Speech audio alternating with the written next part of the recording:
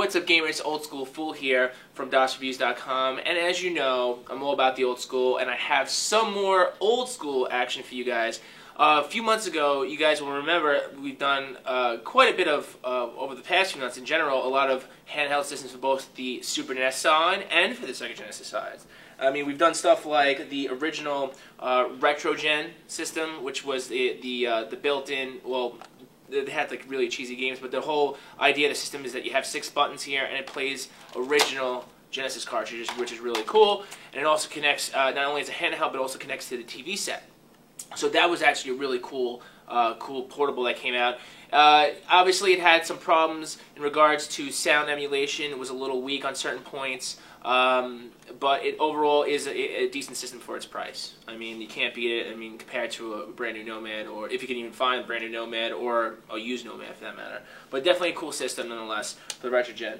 And then aside from the RetroGen, there was another system, if you guys remember. It was the Sega Genesis portable handheld by Retrobit, and it was an Ad Games product.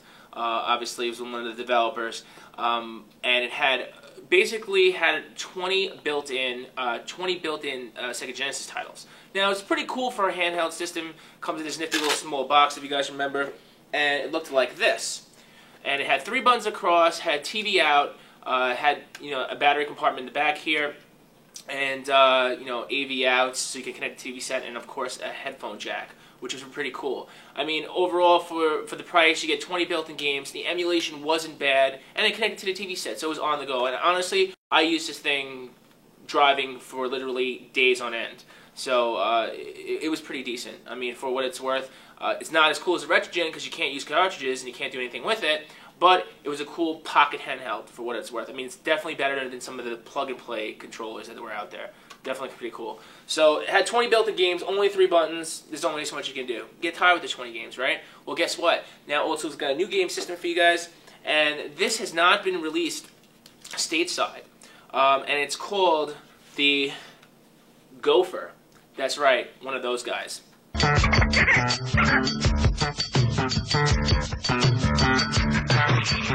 The Gopher is brought to you by the same guys who made the original portable. Now, if you take a look at it, there's actually a similar but pretty big difference.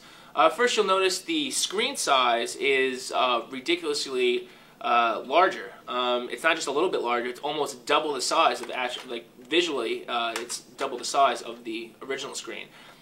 This unit happens to be a little thicker, and this is a little slimmer. Okay, now, it's very similar. It obviously has 20 built-in games, the same exact 20 built-in titles you had before, but there's a lot of notable differences here. The first you'll notice is that it's orange as opposed to the red fillers. And you're probably wondering, well, it's got 6 buttons. Yes, it has 6 buttons. So now we have 6 button play here. And you'll see that not only that, but if I turn the unit right side up, but kind of like sideways, you'll notice something here, and I'll pop it out for you.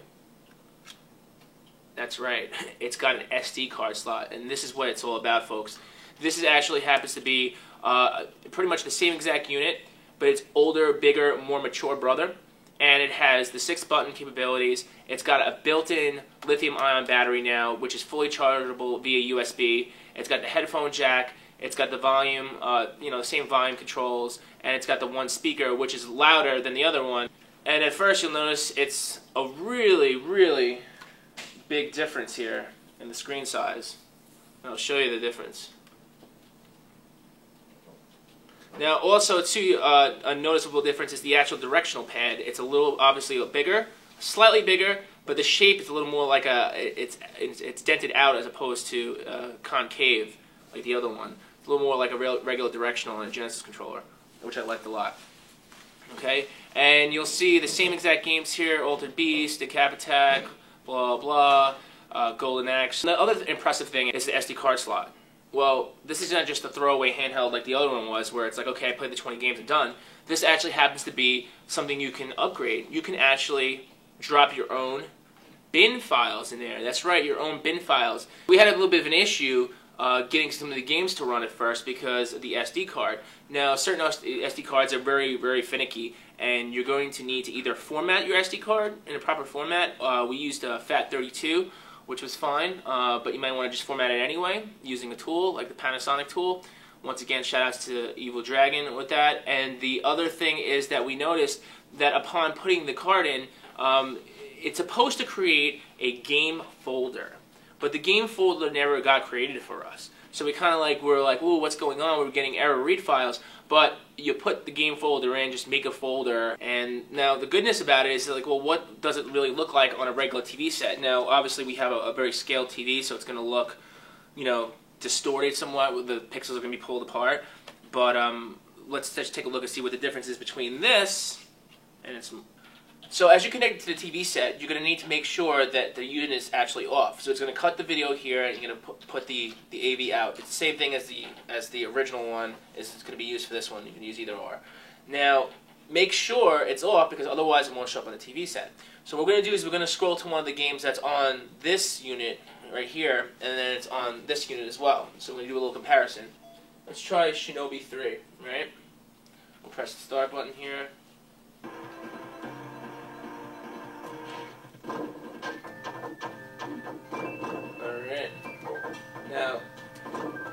Now it looks pretty decent for, being on a screen this size. For a handheld, the emulation is fairly decent. Okay? So now let's take a look. Now, we're going to take this one out, jack that out on top, power on like before, and even if you notice, the menu itself is actually cleaner. It looks a little more solid. The color is a little more robust. Okay? Now, I can go to Shinobi 3 here, or I could use the SD card, but I'm going to use the SD card to show you guys. Super Shinobi 2, Japanese. Okay. As you see loading, look at this. Look at the clarity difference. Now we haven't adjusted the audio on this at all. This is just being pumped out of this unit right now. Okay, now I can see Japanese, but the color is a lot more solid. We have not touched the audio on this at all. I actually have to start speaking louder now because it's a little brighter.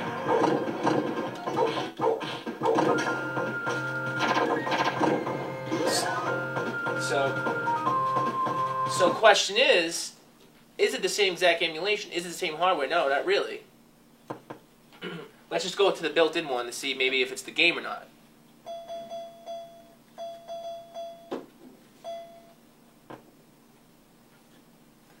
The American version, built in.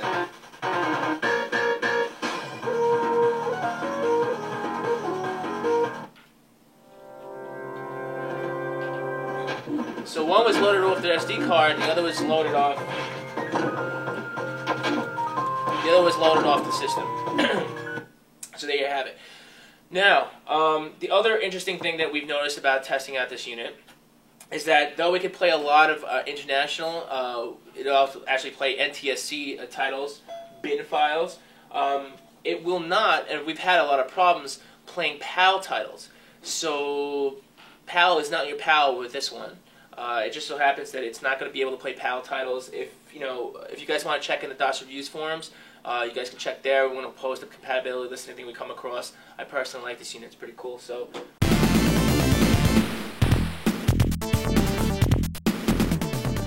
Alright gamers, so that is the Gopher. Now, should you be going for it? Well, I would say so. I'm actually pretty impressed. I like the way it feels. It's got the 6-button layout. Yeah, it is a clone system. I mean, it's not an original Sega Genesis, but, I mean, what are you going to do? Carry a Sega Genesis around with you? It's just not going to happen. This is the most convenient portable for Sega Genesis playing I've seen come in a long time. If you're not looking to spend that kind of money for a Dingo or doing the research for Dingo, this is a very plop and drop scenario.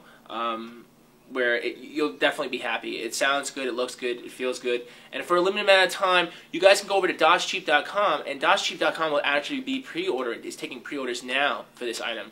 So it's pretty cool because there's going to be a limited release here in the States, and you're definitely going to want to check it out because it's a DOSCheap.com exclusive. And also, too, guys, if you guys want to find out more about the Gopher, about its capabilities and its drawbacks, definitely check out DOSReviews.com, go in the forums, and there's going to be a thread there you guys can check out on the Gopher if you guys have any questions and any use on it. But we know it's definitely good to go. It's definitely better than the previous little brother versions. And also, once again, if you guys liked and find this, these videos informational, once again, we're an independent, journalist organization for gaming and tech. Please don't forget to make a donation. You guys can do it on the actual pages of DOS Reviews, or go to dosreviews.com/donate, or you can, go to PayPal and actually make a donation by going, just, emailing us at donate@dosreviews.com. All right, gamers. Now, once again, we're actually going to be giving away this particular Gopher. So for anybody who donates, they're going to be entered into the drawing for this item. So for a few bucks, we appreciate your support, and of course, we'll be able to actually get a chance to win this cool little bad boy. All right, and obviously the same exact one we used in the video. All right, guys, thanks so much, and we'll keep you guys posted. We'll pop out next time with some new information.